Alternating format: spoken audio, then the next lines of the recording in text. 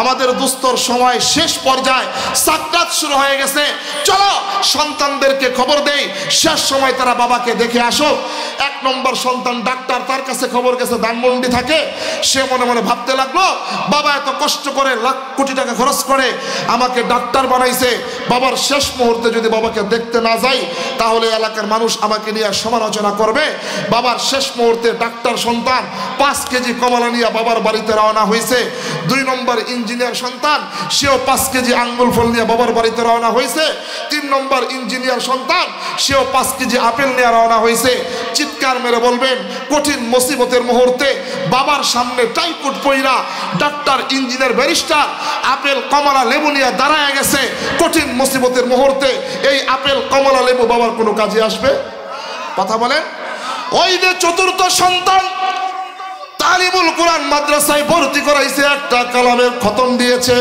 এই সন্তানের কাছে খবর গেছে, সন্তানটা কোরআনুল কারীমটাকে গলার ভিতরে ঝুলায়া গিলাপের ভিতরে বাইদা অত্যন্ত বিনয়ের সাথে উস্তাদের কাছে যাইয়া ছুটি নিয়ে বাড়ির দিকে রওনা হয়েছে।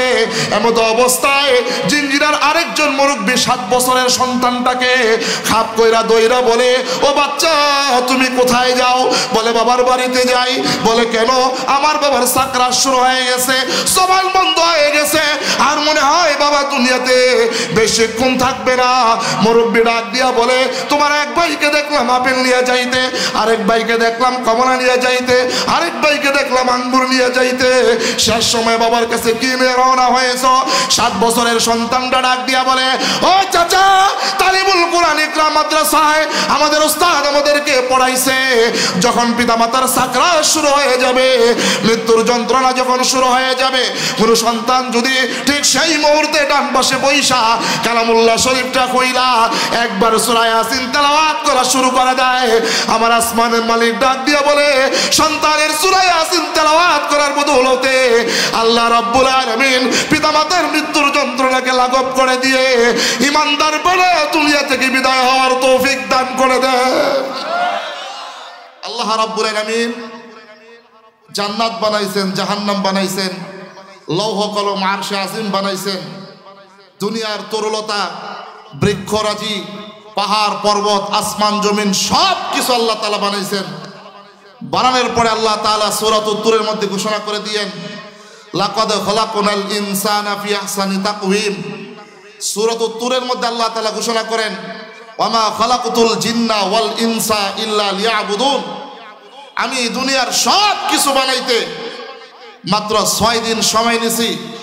ও বান্দা, ও বান্দি, তোমাদেরকে বানাইতে আমি আল্লাহ তাআলা তোমাদের মায়ের গর্ভে 1 দিন, 2 দিন, 1 সপ্তাহ, 2 সপ্তাহ, 1 মাস, 2 মাস নয়, 10 মাস 10 দিন টাইম লাগায়া আমি আমার এই 2টা কুদরতি হাত দিয়া কত সুন্দর করে মায়া মোহাব্বত করে তোমাদেরকে দুনিয়ার বুকে সৃষ্টি করে দিয়েছি। শুধু এদিকেই নয়, সৃষ্টি করার পরে আল্লাহ তাআলা ঘোষণা দিয়েছেন, ও বান্দা, এই দুনিয়াতে যা কিছু আমি সৃষ্টি করেছি এই সব কিছুর চাইতে প্রাধান্য, শ্রেষ্ঠত্ব, আশরাফুল মাখলুকাত হিসাবে তোমাদেরকে ঘোষণা করে দিয়েছি। চিৎকার মেরে বলেন সুবহানাল্লাহ। আল্লাহ বলেন, জান্নাত জাহান্নাম বানাইছি, লৌহ কলম আরশে আজিম বানাইছি, আসমান জমিন বানাইছি, দানব বানাইছি, ফেরেশতা বানাইছি, সব কিছুর চাইতে এই মানুষকে অধিক সম্মান আর মর্যাদার অধিক করে দুনিয়াতে সৃষ্টি করেছি। আল্লাহ তাআলা সূরা বনী ইসরাঈলের মধ্যে ঘোষণা করেন, ওয়ালাকাদ কাররামনা বনী আদম। আল্লাহ রাব্বুল আলামিন ঘোষণা করেন, ও মানুষ, আমি তোমাদেরকে বানাইতে যাইয়া আমি একটা পরামর্শ সভা করেছিলাম ফেরেশতাদেরকে নিয়ে। ওয়া ইয ক্বালা রাব্বুকা লিল মালাইকাতি ইন্নী জাইলুন ফিল আরদি খলিফা।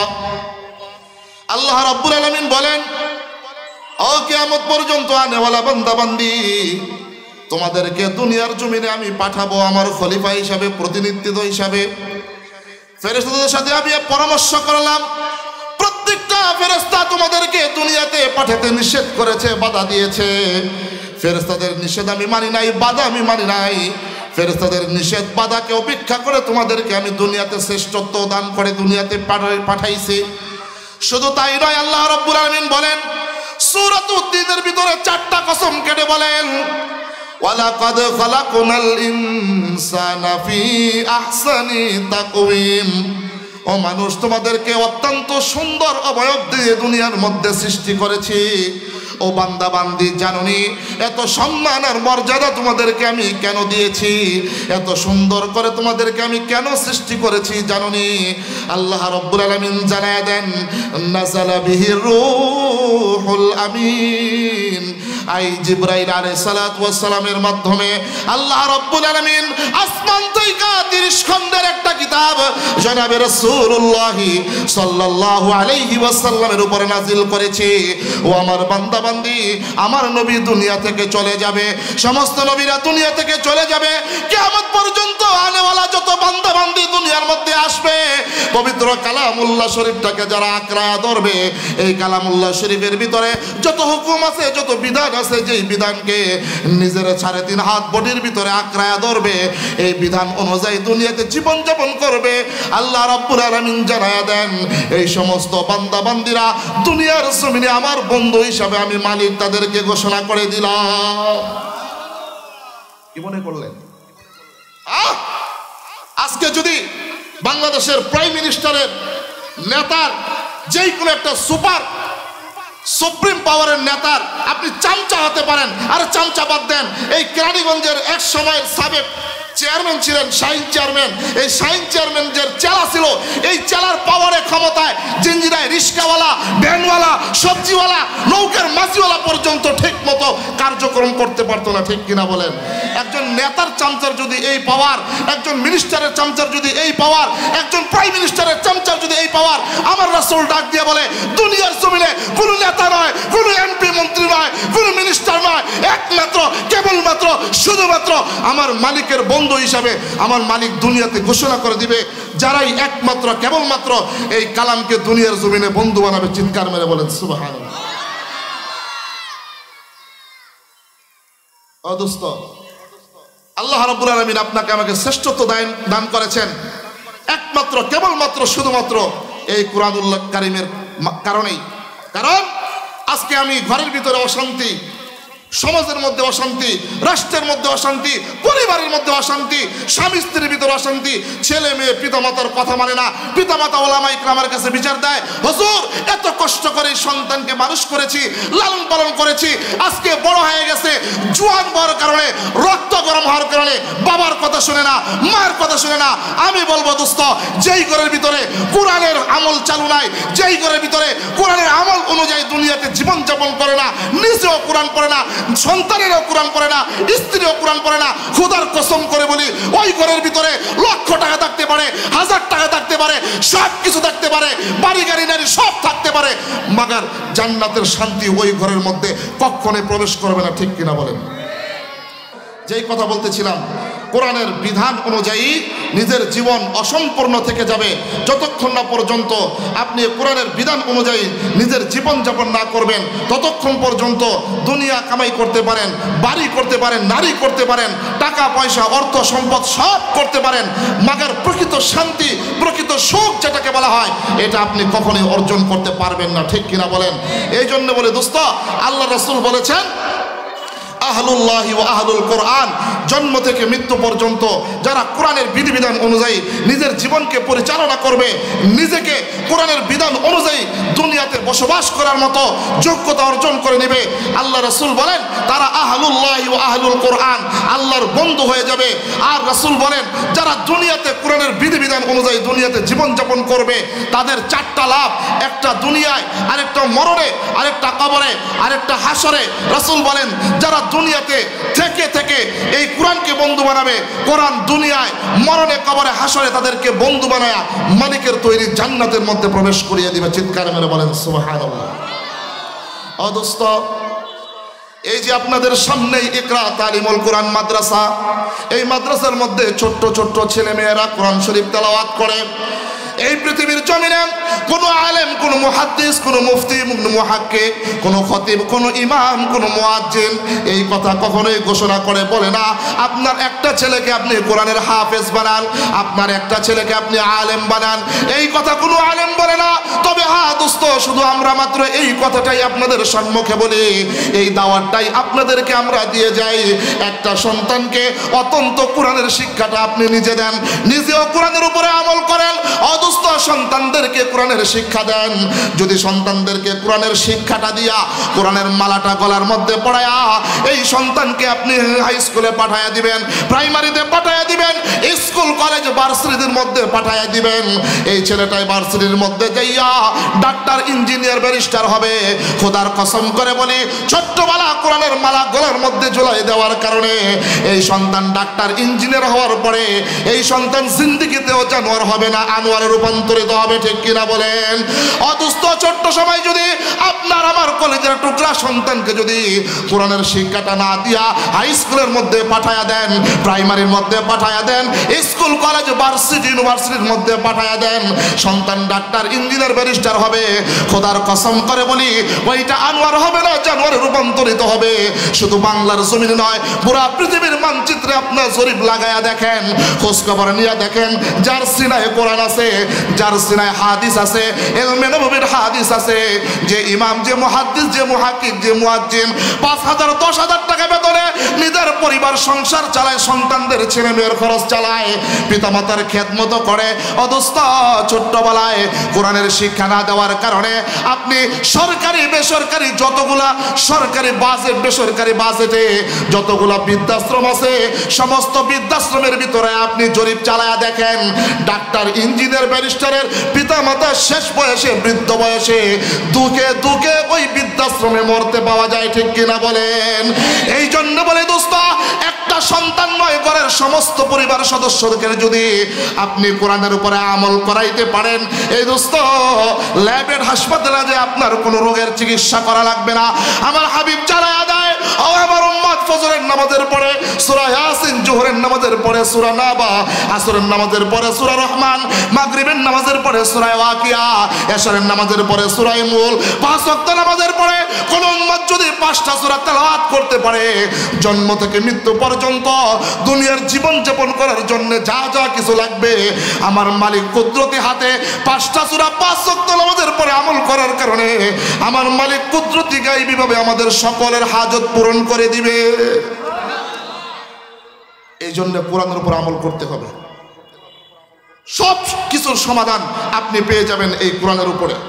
কারণ আপনি যা সমাধান খুঁজতে চান, যত প্রকার সমাধান খুঁজতে চান, আপনি কোরআন খুলবেন, এই কোরআন দেখবেন, সমস্ত সমাধান করে দিবেন। আর যদি কোরআনের সমাধান আপনারা না খুঁজেন, কোরআনের উপরে আমল না করেন, আল্লাহ তাআলা জানায় দেন, লাহুম কুলুবুল্লাহ ইয়াফকাহুনা বিহা ওয়া লাহুম আ'য়ুনুল্লাহ ইউবসিরুনা বিহা ওয়া লাহুম আযানুল্লাহ ইয়াসমাউনা বিহা উলাইকা কাল আনআম বাল হুম আদাল উলাইকা হুমুল গাফিলুন। আল্লাহ বলেন, লাহুম কুলুবুল্লাহ ইয়াফকাহুনা বিহা। ও বান্দা, অন্তর দিয়েছি বুঝার জন্য, অন্তর দিয়া দুনিয়া বুঝলা, গাড়ি বুঝলা, বাড়ি বুঝলা, নারী বুঝলা, সব কিছু বুঝলা, মাগার কোরআনটা পড়তে হবে, কোরআনের উপরে আমল করতে হবে। বুঝলা না, বাল হুম আদাল, তুমি চতুষ্পদ জানোয়ারের চাইতে নিকৃষ্ট। অদুস্থ এই কোরআনের উপরে আমল না করে কোনো মানুষ যদি দুনিয়া থেকে বিদায় হয়ে যায়, তার কিন্তু দুঃখ আর আফসোস ছাড়া কোনো কিছু সীমা থাকবে না। এই জন্য দোস্ত, আপনাদের হাতে পায়ে ধরে বলি, যারা শুনতেছেন তাদের কাছে গিয়ে বলি, ও দোস্ত, শুধুমাত্র কেবলমাত্র সন্তানদেরকে শুধুমাত্র স্কুল কলেজে দেওয়ার আগে, ডাক্তার, ইঞ্জিনিয়ার, ব্যারিস্টার বানানোর আগে এই সমস্ত মাদ্রাসার মধ্যে পাঠিয়ে দিবেন, মসজিদের মক্তবের মধ্যে পাঠিয়ে দিবেন। প্রয়োজন হলে মাদ্রাসা থেকে ছাত্র ভাড়া করে আনে 1000 টাকা দিয়ে কোরআনের শিক্ষা শিক্ষিত করবেন, নিজেরাও শিখবেন, সন্তানদেরকেও কোরআনের শিক্ষায় শিক্ষিত করবেন। রাজি আছেন তো? ইনশাআল্লাহ রাজি আছেন না? আমার মালিক কবুল করেন, চিৎকার মেরে বলেন আমিন। আশরাফ আলী থানভী হাকিমুল উম্মত, আশরাফ আলী থানভী রহমতুল্লাহ আলাইহি অত্যন্ত চমৎকার একটা উদাহরণ দিয়েছেন যে আজকে কেন সন্তান আমাদের কথা শুনে না, আমাদের কথা মানে না। আমরা তো সন্তানদেরকে সুশিক্ষায় শিক্ষিত করি না, সন্তানদেরকে আমরা কুশিক্ষায় শিক্ষিত করি, শিক্ষিত শয়তান বানাই। এই জন্যই সন্তান আমাদের কথা শুনে না। কথা কোন ঠিক কিনা? ওরা হলো দেশের লাগি মহামারীর মতন, ফাইলে কলম ঠেকাইয়া করে ওরা নির্যাতন। কথা কোন ঠিক কিনা? ডাক্তার ইঞ্জিনিয়ার ব্যারিস্টার বানাইছেন, সন্তান উপরে দিয়া খায় না নিচ দিয়া খায়, হাদিয়া নিচ দিয়া দেন, কথা বলে আসে না নাই? ওরা হলো দেশের লাগি মহামারীর মতন, ফাইলে কলম ঠেকাইয়া করে ওরা নির্যাতন, ঘুষের টাকায় ওদের ভুরি, ঘুষের টাকায় ওদের ভুরি করে যে টান টান, ওরা শিক্ষিত শয়তান, ওরা শিক্ষিত শয়তান। আছে না নাই? এই সমাজের ভিতরে শিক্ষিত শয়তানের অভাব নাই। সুশিক্ষায়, কোরআনের শিক্ষায় শিক্ষিত মানুষের বড় অভাব। কোরআনের শিক্ষা, সুশিক্ষায় শিক্ষিত মানুষ যখন সমাজের মধ্যে ছড়িয়ে পড়বে, দেখবেন সমাজের ভিতরে মারামারি, কাটাকাটি, হানাহানি, পিতা মাতার সন্তানদের মধ্যে কোনো দ্বন্দ্ব হবে না, পরিবারের মধ্যে কোনো দ্বন্দ্ব হবে না, স্বামী স্ত্রীর মধ্যে কোনো দ্বন্দ্ব হবে না। সমাজের ভিতরে ডাকাত, ইঞ্জিনিয়ার, ব্যারিস্টার যারাই যা কিছু হবে, ছোট্টবেলায় কোরআনের মালা গলার মধ্যে পড়ার কারণে এই সন্তান বড় হইয়া যা কিছু করবে, ওই যে কোরআনের মালা ছোট্টবেলায় গলার মধ্যে পড়ায় দিয়েছেন, সুশিক্ষায় শিক্ষিত হওয়ার পরে দুনিয়াবী শিক্ষা অর্জন করার কারণেও এই সন্তান বেলাইনে যাবে না, পিতামাতার অবাধ্য হবে না, মুরব্বীদের অবাধ্য হবে না। এই জন্য দোস্ত, দুনিয়ার সংক্ষিপ্ত জীবনে 60 বছর 70 বছরের জীবন পাইয়া আমি যদি ডাক দিয়া বলি, ও মুরব্বী কি করেছেন, এই জিঞ্জিরার মুরব্বীরা, স্থানীয় মুরব্বীরা বুকের মধ্যে থাপ্পড় মাইরা বলবে, হুজুর 60 বছর 70 বছর জিন্দেগি পাইয়া এই জিঞ্জিরা বাজারের ভিতরে বড় বড় দোকান করেছি, বাড়ি করেছি, নারী করেছি, গাড়ি করেছি, ছেলেদেরকে স্টাবলিশ করেছি, মেয়েদেরকে বড় বড় করে বিবাহ দিয়েছি। আমি যদি বলি, মুরব্বী 60 বছর 70 বছরের জিন্দেগি পাইয়া দুনিয়া সাজাইছো, জিঞ্জিরায় বড় বড় নারী গাড়ি করেছো, বুকের মধ্যে থাপ্পড় দিয়া গৌরব কইরা বড় বড় কথা বলো। আমি যদি বলি, মুরব্বী মালিকের কালামটা খুইলা সই শুদ্ধ করে পড়তে পারো কিনা, মুরব্বী কোনো কথা বলে না। যুবক ভাইরা আমার কাছে প্রশ্ন করতে পারেন, হুজুর ঘন্টার পরে ঘন্টা বৈশা বৈশা বাংলায় লেকচার দিতেছেন, ও হুজুর ইংলিশে পারলে 10 মিনিট 20 মিনিট লেকচার দেন। আমি যুবক ভাইদেরকে বলবো, ও যুবক ভাই, দেশে বিদেশে লক্ষ লক্ষ কোটি কোটি টাকা খরচ করে বিভিন্ন শিক্ষার উপরে তুমি সনদ অর্জন করেছো, সার্টিফিকেট অর্জন করেছো, ও যুবক সব কিছু করেছো, দুনিয়ার মালিকের কালামটা খুলে একটা পৃষ্ঠার সই শুদ্ধ করে পড়তে পারো কিনা? দেখবেন যুবক কোনো কথা বলে না, বৃদ্ধ কোনো কথা বলে না। আমি যুবকদেরকে বলবো, বৃদ্ধ বাবাজিদেরকে বলবো, দুনিয়ার এমপি মন্ত্রী হতে পারো, টাকাওয়ালা পয়সাওয়ালা, বাড়ি গাড়ি নারী সব কিছু বানাইতে পারো, অদুস্থ যারা মালিকের কালামটা খুলে খুলে পড়তে পারে না, আসমানের নিচে জমিনের উপরে তাদের চাইতে বড় কপাল দুনিয়ায় আর কোনো বান্দা বান্দি নাই, ঠিক কিনা বলেন? এই জন্যে বলবো দোস্ত, আসুন এখন থেকে ওয়াদাবদ্ধ হন, হুজুর দুনিয়ার জীবনে যা করেছি করেছি। আজকে আল্লামা ফরিদুজ্জামান দামাত বারাকাতুহুম হুজুরের হাতে তওবা গ্রহণ করে এখন থেকে ওয়াদাবদ্ধ হলাম, আগামীকাল সকাল থেকে যদি তাবলিগে যাওয়া লাগে, যদি চরমনাইয়ের ময়দানে যাওয়া লাগে, যদি উলামায়ে কেরামের সোহবতে যাওয়া লাগে, যদি মসজিদে যাওয়া লাগে, যদি বয়স্ক কোরআন শিক্ষা খুলতে হয়, যদি ইকরা তালিমুল কোরআনে ভর্তি হওয়া লাগে, যেইভাবে দরকার সেইভাবে যদি কোনো কিছু প্রয়োজন লাগে, সব কিছু করতে রাজি। তথাপি কোরআনটা শিখে কোরআনের উপরে আমল করে দুনিয়া থেকে বিদায় হতে কারা কারা রাজি আছেন? আমার মালিককে 2 হাত তুলে দেখিয়ে দেন, লিল্লাহে তাকবীর। রাজি আছেন তো ইনশাআল্লাহ? আল্লাহ তাআলা কবুল করেন, চিৎকার মেরে বলেন আমিন।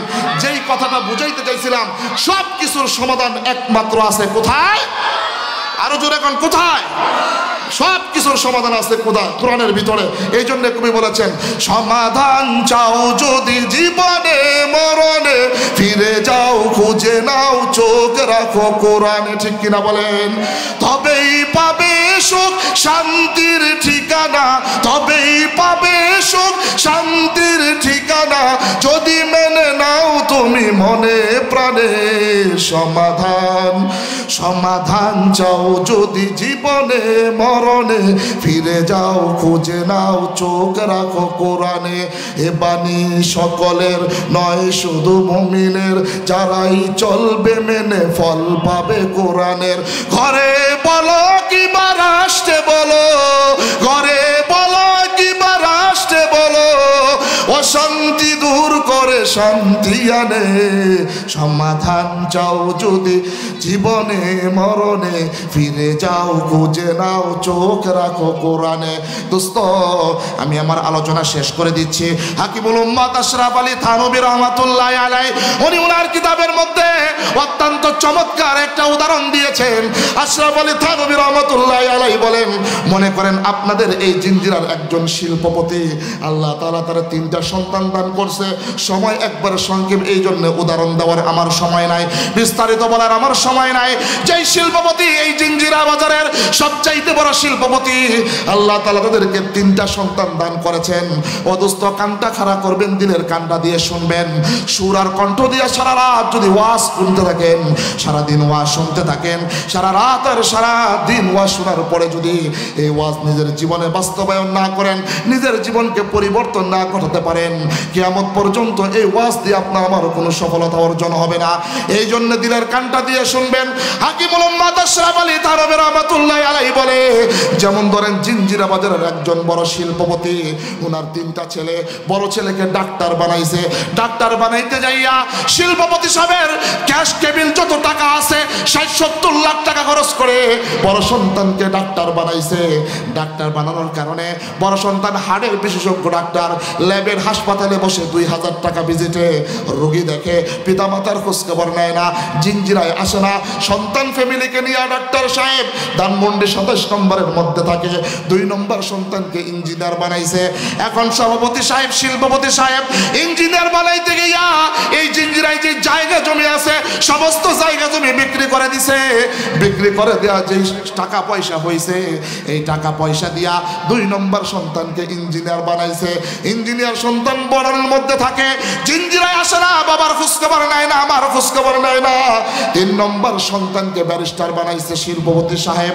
শিল্পপতি সাহেব 3 নম্বর সন্তানকে ব্যারিস্টার বানাইতে গিয়া 5 তালা বাড়ি বিক্রি কইরা, টিনের ঘুরে একটা কুড়ে ঘর রাইখা 5 তালা বাড়ি বিক্রি কইরা যা টাকা পাইছে, টাকা দিয়া 3 নম্বর সন্তানকে ব্যারিস্টার বানাইছে।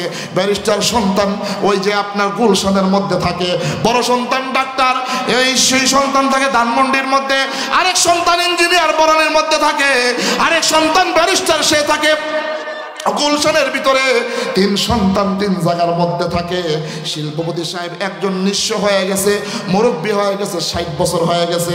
আল্লাহ তাআলার কি কারিশমা, শিল্পপতি সাহেবকে 60 বছর বয়সে আল্লাহ তাআলার একটা পুত্র সন্তান দান করেছে। কে বুড়া বয়সে আল্লাহ সন্তান দান করলে কি আপনারা নারাজ? মুস্কি হাসি দিয়ে কোন তো আলহামদুলিল্লাহ।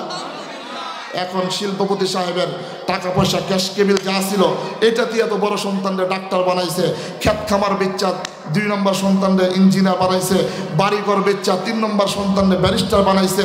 এখন বৃদ্ধ বয়সে আল্লাহ তার আরেকটা সন্তান দিছে। এই সন্তানরে কি দিয়ে মানুষ করব, কি দিয়ে পড়ালেখা করাইবো, কেমনে কি করব? শিল্পপতি সাহেব বড় বেজার, মুখটা কালা কইরা বিবি সাহেবের কাছে গিয়ে পরামর্শ করে, বিবি সাহেব 3টারে তো ডাকাত বানাইছি, আল্লাহ 4র্থ সন্তান দিছে, এইটারে কি কমু? বিবি সাহেব 2 দাঁতের মাঝখানে পানের চাবড় কাটে আর গালের মধ্যে চিমচিকাইটা বলে, আমার প্রাণের স্বামী 3টারে ডাকাত বানাইছেন, দুনিয়ার সব শেষ করেছেন, এই ডাকাত 3 সন্তান আপনার খবর নেয় না, আমার খবর নেয় না, বুড়া বয়সে আল্লাহর একটা সন্তান দিছে, আপনি জানেন কি করবেন? শিল্পপতি সাহেব এশারের নামাজের সময়, প্রত্যেক দিন এশারের নামাজের সময় যখন জিঞ্জিরা ফেরিঘাট যায়, মুখে হাসুজ্জ্বল মুস্কি হাসি থাকে, সবার সাথে সালাম কালাম দেয়। আজকে বড় মনে ব্যথা নিয়া মুখটা মলিন কইরা ওই ফেরিঘাট মসজিদে নামাজ পড়তে গেছে। মুসল্লিরা জিগায়, বন্ধু বান্ধবরা জিগায়, প্রতিবেশীরা জিগায়, কি ব্যাপার শিল্পপতি সাহেব আজকে মুখটা বড় মলিন কেন, হাসুজ্জ্বল নাই কেন, সালাম কালাম নাই কেন? মনে বড় কষ্ট নিয়ে বৈশা আছে। এমনিতেই ফেরিঘাট মসজিদের ইমাম সাহেব ডাক দিয়ে বলে, শিল্পপতি সাহেব সারা জীবন সালাম কালাম দিতেন, হাসুজ্জ্বল মুখটা ছিল, আজকে মুখটা বড় মলিন কেন? কিসের কষ্ট, কিসের যন্ত্রণা আমাকে খুলে বলেন। ডাক দিয়ে বলে, হুজুর আপনি তো সবই জানেন, বাড়ি গাড়ি সব বিক্রি কইরা 3 সন্তানকে ডাকাত বানাইছি, ডাক্তার ইঞ্জিনিয়ার ব্যারিস্টার বানাইছি। হুজুর 4র্থ সন্তান আল্লাহ দান করছে, এই এইটার আমি কি করবো? ওই ফেরিঘাট মসজিদের ইমাম সাহেব ইকরা তালিমুল কোরআন মাদ্রাসার মফিজুল ইসলাম হুজুরের কাছে পাঠিয়ে দিছে, কয় যান আমার কথা বললেন। মফিজ সাহেবের কাছে গিয়া শিল্পপতি বৃদ্ধ বয়সে আইসা ইকরা মাদ্রাসায় মফিজুল ইসলামের সাথে সাক্ষাৎ করছে। হুজুর সব তো জানেন।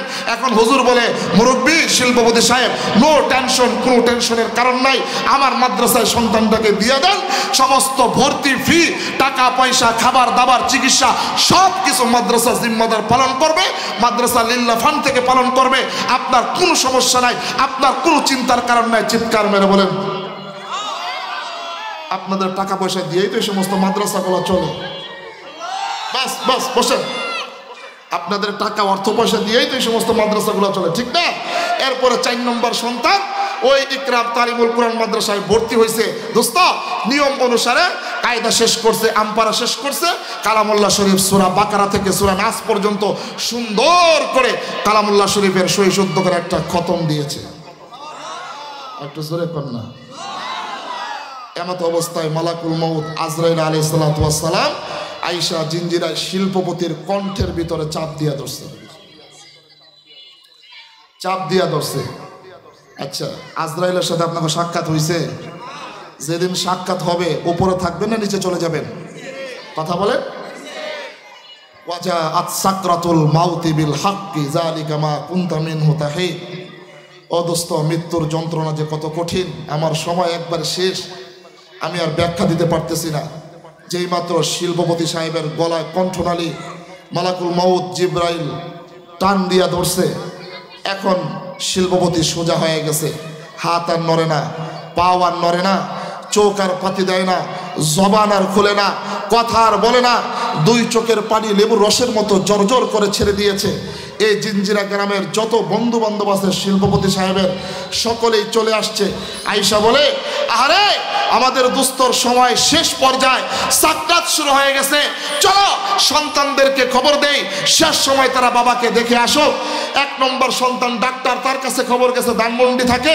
সে মনে মনে ভাবতে লাগলো, বাবা এত কষ্ট করে লাখ কোটি টাকা খরচ করে আমাকে ডাক্তার বানাইছে, বাবার শেষ মুহূর্তে যদি বাবাকে দেখতে না যাই তাহলে এলাকার মানুষ আমাকে নিয়ে সমালোচনা করবে। বাবার শেষ মুহূর্তে ডাক্তার সন্তান 5 কেজি কমলা নিয়ে বাবার বাড়িতে রওনা হয়েছে। 2 নম্বর ইঞ্জিনিয়ার সন্তান, সেও 5 কেজি আঙ্গুল ফল নিয়ে বাবার বাড়িতে রওনা হয়েছে।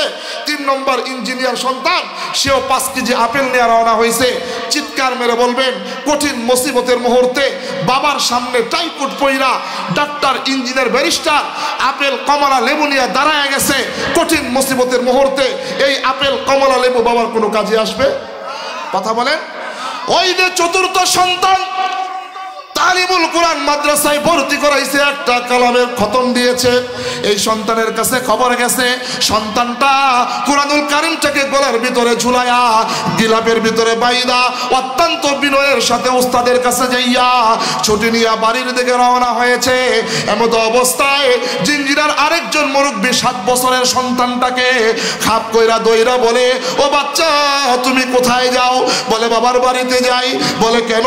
আমার বাবার সাকরাত শুরু হয়ে গেছে, জবান বন্ধ হয়ে গেছে, আর মনে হয় বাবা দুনিয়াতে বেশিক্ষণ থাকবে না। মুরব্বী ডাক দিয়া বলে, তোমার এক ভাইকে দেখলাম আপেল নিয়ে যাইতে, আরেক ভাইকে দেখলাম কমলা নিয়ে যাইতে, আরেক ভাইকে দেখলাম আঙ্গুর নিয়ে যাইতে, শেষ সময় বাবার কাছে কি নিয়ে রওনা হয়েছ? 7 বছরের সন্তানটা ডাক দিয়া বলে, ও চাচা, তালিমুল কোরআন ইকরা মাদ্রাসায় আমাদের উস্তাদ আমাদেরকে পড়াইছে, যখন পিতামাতার সাকরাত শুরু হয়ে যাবে, মৃত্যুর যন্ত্রণা যখন শুরু হয়ে যাবে, কোন সন্তান যদি ঠিক সেই মুহূর্তে ডান পাশে বৈশা কালামুল্লাহ শরীফটা কইলা একবার সূরা ইয়াসিন তেলাওয়াত করা শুরু করে দেয়, আমার আসমানের মালিক ডাক দিয়া বলে, সন্তানের সূরা ইয়াসিন তেলাওয়াত করার বদৌলতে আল্লাহ রাব্বুল আলামিন পিতামাতার মৃত্যুর যন্ত্রণাকে লাঘব করে দিয়ে ঈমানদার বলে দুনিয়া থেকে বিদায় হওয়ার তৌফিক দান করে দেয়। আর একটু জোরে বলেন না সুবহানাল্লাহ। ও দোস্ত, নিজেও কোরআন পড়েন নাই, সন্তানদেরকেও কোরআন শেখান নাই। এই সন্তান যদি মরণের পরে কবরের সামনে দাঁড়ায় একবার সূরা ফাতিহা 3 বার সূরা ইখলাস তেলাওয়াত করতে না পারে, মরণের পরে যদি সূরা ইয়াসিন তেলাওয়াত না করতে পারে, এই সন্তান দুনিয়াতে থাকার চাইতে না থাকাই উত্তম, ঠিক কিনা বলেন? এই জন্য দোস্ত, আখেরি আমার একটা পয়গাম হলো, আখেরি একটা কথা হলো, আখেরি একটা কালাম হলো, রাসূল বলেন, আহলুল্লাহি ওয়া আহলুল কোরআন, যারা কোরআনকে দুনিয়াতে বন্ধু বানাবে, আল্লাহ তাআলা তাদেরকে বন্ধু বানায়া হাসরের ময়দানে কোরআনের সুপারিশে আল্লাহ তাআলা তাদেরকে জান্নাতের মেহমান বানাবেন। এই জন্য বলে দোস্ত, দুনিয়ায় যদি কারা কোরআনকে আঁকড়িয়ে ধরে, কোরআনকে ধারণ করে, আজকে দেখেন এই পৃথিবীর মানচিত্রে সবচাইতে অশ্লীলতার দেশ যেইটা, বেহায়াপনার দেশ যেইটা, যৌন হয়রানির দেশ যেইটা, জিনা ব্যভিচার সবচাইতে বেশি যেইটার মধ্যে হয় লস অ্যাঞ্জেল, এরপরে ক্যালিফোর্নিয়া, সেই আমেরিকায় সপ্তাহব্যাপী আমার মালিক দাউ দাউ করে আগুন জ্বালিয়ে crore crore million million billion billion টাকার সম্পদওয়ালা, বাড়িওয়ালা, গাড়িওয়ালা, বিমান, অর্থ সম্পদ সব কিছু পুইরা সারখার করে দিছে। অত্যন্ত বড় চমৎকার একটা কথা আপনারা শুনলে বড় খুশি হবেন। সেই লস অ্যাঞ্জেলেসে একটা বাড়ি পড়ে নাই, একটা বাড়ি পড়ে নাই, সমস্ত বাড়ি পুরো সারখার হয়ে গেছে, সমস্ত আশেপাশে বাড়ি আগুনে দাউ দাউ করে জ্বলতেছে, কিন্তু একটা ছোট্ট ঘর এটা পড়ে না, এটার মধ্যে আগুনও ধরে না। কি ব্যাপার, কি ব্যাপার? খবর নিয়ে দেখা যায় ওই ঘরের ভিতরে, ওই বাড়ির ভিতরে মালিকের একটা কালামের কপি আছে। ও দোস্ত, বোঝা যায় যেই ঘরে মালিকের কালামের কপি আছে, যেই সিনায় মালিকের কালাম আছে, ওই ঘরকে, ওই বান্দাকে দুনিয়ার আগুন স্পর্শ করবে না, জাহান্নামের আগুন স্পর্শ করবে না। এই জন্য সর্বশেষ কালাম আপনাদের সম্মুখে, এর শেষ একটা মেসেজ দিয়ে এখান থেকে বিদায় হব। ও দোস্ত, আমার নবী, আপনার নবী এই কোরআনের জন্য দান দান মুবারক শহীদ করেছেন।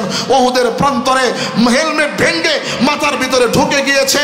যেই নবী এই কোরআনের জন্য এত কষ্ট সহ্য করেছেন, মার খেয়েছেন, দান দান মুবারক শহীদ করেছেন, তায়েফের ময়দানে দুষ্ট বালকের পাথরের আঘাতে রক্তিত হয়েছে, রঞ্জিত হয়েছে, সেই কোরআন আমাদের কাছে আমানত।